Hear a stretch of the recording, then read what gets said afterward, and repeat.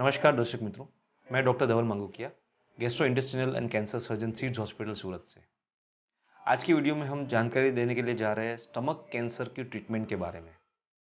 तो सबसे पहले मैं बताना चाहूँगा कि हमेशा किसी भी कैंसर का जो ट्रीटमेंट है वो डिपेंड करता है कि वो कौन से स्टेज में है। तो सिमिलरली स्टमक कैंसर का भी जो ट्रीटमेंट है वो डिपेंड करता है कि कौन से स्टेज से निदान हुआ है या डायग्नोस हुआ है।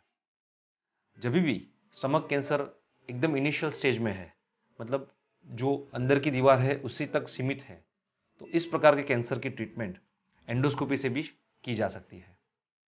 लेकिन मोस्ट ऑफ द केसेस में इतने अर्ली स्टेज में डिटेक्ट करना या फिर निदान होना मुश्किल होता है या फिर पॉसिबल नहीं होता है।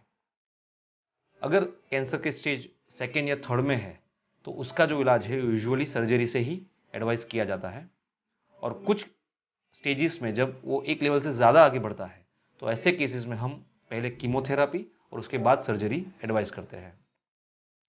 एक बार इसकी ट्रीटमेंट होने के बाद या सर्जरी होने के बाद उसका स्टेजिंग कंफर्म होता है और depending upon that report further chemotherapy की भी ज़रूरत पड़ सकती है।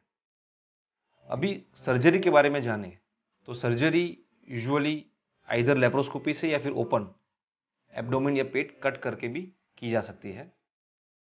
आज के ज़माने में जब टेक्नोलॉजी और इंस्ट्रूमेंट्स के सपोर्ट की वजह से लेप्रोस्कोपी या फिर मिनिमल इन्वेजिव सर्जरी के यूज़ से ये सर्जरी एकदम सक्सेसफुली कर सकते हैं और उसके रिजल्ट भी काफ़ी अच्छे आ सकते हैं। सेकेंड जो मैंने बताया कि कीमोथेरापी या रेडिएशन, उसका भी ज़रूरत जो स्टेज उसकी बायोप्सी में निकल रहा है उसके हिसाब से लिया जा सकता है और ये सारी मोडेलिटी यूज़ करके एक सक्सेसफुल रिकवरी की जा सकती है।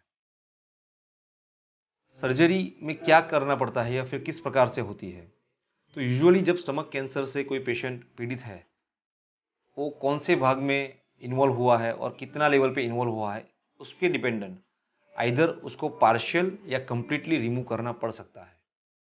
ये दोनों चीज़ जैसे मैंने आगे बताया वो लेप्रोस्कोपी से या फिर ओपन करके कर सकते हैं और इसका सक्सेसफुल आउटकम इसी टेक्नोलॉजी और इसी पद्धति से लिया जा सकता है। तो ये थी कुछ बेसिक जानकारी स्टमक कैंसर की ट्रीटमेंट के बारे में। इसके अलावा अगर आपके कुछ स्पेसिफिक क्वेश्चंस है इसी रोग को लेके या अन्य रोग को लेके, तो हमें किसी भी माध्यम से संपर्क कर सकते हैं। धन्यवाद।